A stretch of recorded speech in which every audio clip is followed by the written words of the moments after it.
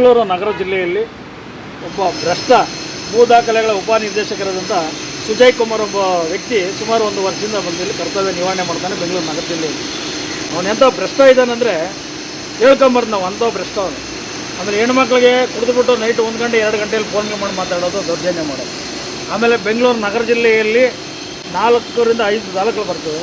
ಒಂದು Yelahanka taluk, Bengaluru south, north, Anekal, East ಇಷ್ಟು ತಾಲೂಕು ಬರ್ತಾರೆ. ಇದರಲ್ಲಿ ಸಹಾಯಕ ನಿರ್ದೇಶಕರಾಗಿ ಭೂ ದಾಖಲೆಗಳ ಸಹಾಯಕ ನಿರ್ದೇಶಕರಾಗಿ 4 ಕಡೆ ಹೆಸರುಗಳಿದ್ದಾರೆ. ಕೃಷ್ಣ ಬೈರೇಗೌಡರಿಗೆ ಹೇಳ್ತಾರೆ, ಏನು ರೀ ಎಲ್ಲರನ್ನ ತಗೊಂಬಂದು ಕೃಷ್ಣ ಬೈರೇಗೌಡ್ರೆ ಎಲ್ಲರನ್ನ ಹೆಸರುಗಳು ತಗೊಂಬಂದಿದ್ದೀರಿ ಅಂತೇಳಿ ಕುಡ್ದಾಗ ಬೇರೆ ಇರುತ್ತೆ ಅವ್ರ ಫ್ರೆಂಡ್ಗಳ ಹತ್ರ ಮಾತಾಡೋದು. ಆಮೇಲೆ ಕೆಲವು ಏನೋ ನಾವು ಮಾತನಾಡೋಕ್ಕೆ ಹೋದರೆ, ಕೆಲವು ವಿಚಾರಗಳು ಕೊಡೋಕೆ ಹೋದರೆ ಕುತ್ಕೊಳ್ಳಲಿ ಅಂತಂತೇಳಿ ಅಧಿಕಾರಿಗಳಿಗೆ ಬೈಯೋದು. ಆಮೇಲೆ ಆನೇಕಲ್ಲಲ್ಲಿ ಹಿಂಸೆ ಇಕ್ಕೋದು, ಸೌತಲ್ಲಿ ಹಿಂಸೆ ಇಕ್ಕೋದು, ನಾರ್ತಲ್ಲಿ ಹಿಂಸೆ ಇಕ್ಕೋದು, ಆಮೇಲೆ ಯಲಹಂಕದಲ್ಲಿ ಹಿಂಸೆ ಇಕ್ಕೋದು, ಎಲ್ಲ ಕಡೆಯೂ ಅಧಿಕಾರಿಗಳಿಗೆ ಹಿಂಸೆ ಇಕ್ಕೋದು. ನಾನು ಹೇಳ್ದಂಗೆ ಮಾಡ್ಬೇಕನ್ನೋದು. ಆಮೇಲೆ ಒಂದೊಂದು ಕೇಸ್ಗೆ ಇಷ್ಟಿಷ್ಟು ಫೈಲು, ಒಂದೊಂದು ಬೋರ್ಡಿಗೆ ಇಷ್ಟಿಷ್ಟು ಫೈಲು, ಕ್ಲೀನಾಗಿ ಔಷಧವಾಗಿ ಇದು ಮಾಡ್ಕೊಂಡ್ಬಿಟ್ಟಿದ್ದಾನೆ.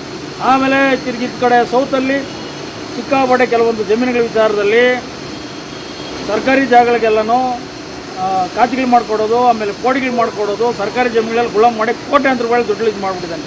ಸುಮಾರು ನಾನು 10-12-2025ರಿಂದ ಇದುವರೆಗೂ ನಾನು ಒಂದು 6-7 ತಿಂಗಳಿಂದ ಅವನ ವಿರುದ್ಧ ಹೋರಾಟ ಮಾಡ್ಕೊಂಡೇ ಬರ್ತಾಯಿದ್ದೀನಿ. ಸರ್ಕಾರ ಅವನ ಬಗ್ಗೆ ಗಮನ ಹರಿಸದೆ ಅವನ್ನ ಇದುವರೆಗೂ ಸಸ್ಪೆಂಡು ಮಾಡಲಿಲ್ಲ, ವರ್ಗಾವಣೆನೂ ಮಾಡಲಿಲ್ಲ, ಎತ್ತಂಗಡಿನೂ ಮಾಡಲಿಲ್ಲ. ಈ ಮೊನ್ನೆ ತಾನೇ ಪಾಪ ಉನ್ನತ ಅಧಿಕಾರಿಗಳಂತ ಜಗದೀಶ್ರವರು ಜಿಲ್ಲಾಧಿಕಾರಿಯಾಗಿ ನಿಷ್ಠೆಯಿಂದ ಕೆಲಸ ಮಾಡೋಂಥ ವ್ಯಕ್ತಿ. ನಾವು ಸುಮಾರು ವರ್ಷಗಳಿಂದ, 30 ವರ್ಷಗಳಿಂದ ಕಂದಾಯ ಇಲಾಖೆಯಲ್ಲಿ ಕೆಲಸ ಮಾಡ್ಕೊಂಡು ಬರ್ತಾಯಿದ್ವಿ. ನಾನು ನೋಡಿದಂಥವು. ನಾನು ಅಂಥವ್ರನ್ನ ಏಕದಮ್ ವರ್ಗಾವಣೆ ಮಾಡಿದಾರಂದರೆ ಈ ಕಳ್ಳನ್ನ ಯಾಕೆ ಮಾಡ್ತಾಯಿಲ್ಲ ಇವರು? ಈ ಸರ್ಕಾರಕ್ಕೆ ಏನು ಇವನಿಂದ ಅಷ್ಟು ಇದಿದೆಯಾ? ಇವತ್ತು ಬಿಲ್ಡರ್ಗಳ ಜೊತೆ ಕೈ ಜೋಡಿಸ್ಕೊಂಡು ಕೋಟ್ಲಿ ಲೂಟಿ ಮಾಡ್ಕೊಂಡು ಅಲ್ಲಿ ಇಲ್ಲಿ ರಸಾಟ್ಲಲ್ಲಿ ಬಿದ್ದಿರೋದೇ ಇವೊಂದು ದೊಡ್ಡ ಒಂದು ವಿಚಾರ ಆಗ್ಬಿಟ್ಟಿದೆ. ಈಗ ತಾನೇ ಮೊನ್ನೆ ಬಂದಂಥ ನಮ್ಮ ಗೃಹ ಸಚಿವರಾದಂಥ ಪ್ರಿಯಾಂಕಾ ಖರ್ಗೆ ಸಾಹೇಬರು ಒಳ್ಳೆಯ ಒಂದು ಆದೇಶ ಮಾಡಿದ್ದಾರೆ, ಅದು ಪಾಲನೆ ಆಗಬೇಕು.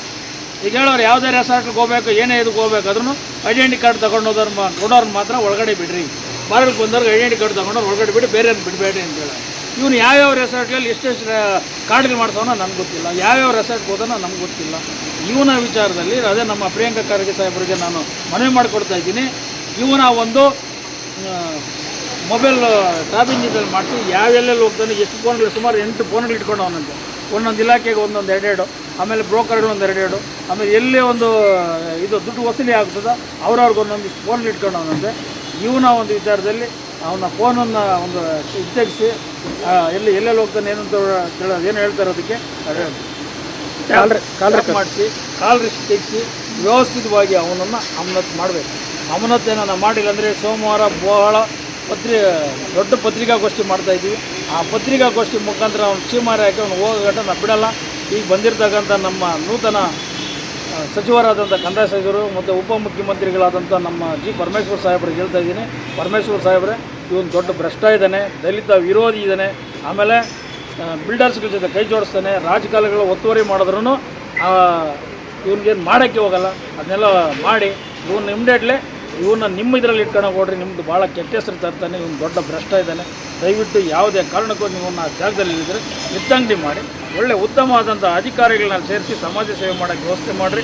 ಇವನು ದಲಿತರಿಗೆ ಚೀಮಾರಿ ಆಗ್ತಾನೆ, ದಲಿತ ಅಧಿಕಾರಿಗಳು ಕಂಡ್ರೆ ಆಗಲ್ಲ. ನಾವು 4-5 ಸರಿ ಹೋಗಿ ಅಲ್ಲಿ ಮಾಹಿತಿ ಕೇಳಿದ್ರು ಮಾಹಿತಿ ಕೂಡ ಇವನೇ ಅವನ ಅಂತೇಳಿ ದಲಿತ ಹೋರಾಟಗಾರರಿಗೆ ಇದು ಮಾಡ್ತಾನೆ. ದಯವಿಟ್ಟು ಯಾವುದೇ ಒಂದು ಸರ್ಕಾರ ಬಂದರೂ ಸಹ ಇಂಥ ಅಧಿಕಾರಿಗಳನ್ನ ಅಂಥ ಜಾಗದಲ್ಲಿ ಕುದಿಸಬಾರ್ದು ಅಂತ ಹೇಳುತ್ತಾ ಇವತ್ತು ಹೋರಾಟದ ಮೂಲಕ ಮಿನಿಸ್ಟ್ರಿಗಳಿಗೂ ಕೊಟ್ಟಿದ್ದೀವಿ ಲೆಟರ್ಗಳು. ಇವತ್ತು ಈ ಮನವಿನ ನಮ್ಮ ACP ಸಾಹೇಬರು ತೊಗೊಂಡಿದ್ದಾರೆ. ಅವ್ರ ಮುಖಾಂತರ ತಮಗೂ ಬರ್ತದೆ.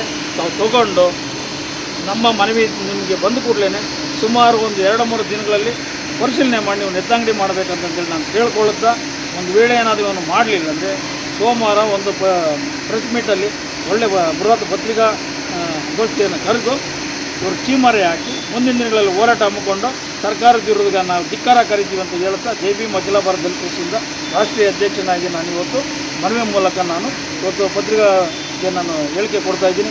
ಈ ವಿಚಾರನ ಎಲ್ಲ ಕಡೆ ಪ್ರಚಾರ ಮಾಡಿ ಅನುಕೂಲ ಕಲ್ಪಿಸಿಕೊಡ್ಬೇಕಂತೇಳಿ ಈ ಮೂಲಕ ನನ್ನ ಮಾತಿಗೆ ವಿರಾಮ ಹೇಳ್ತಾ ಇದ್ದೀನಿ.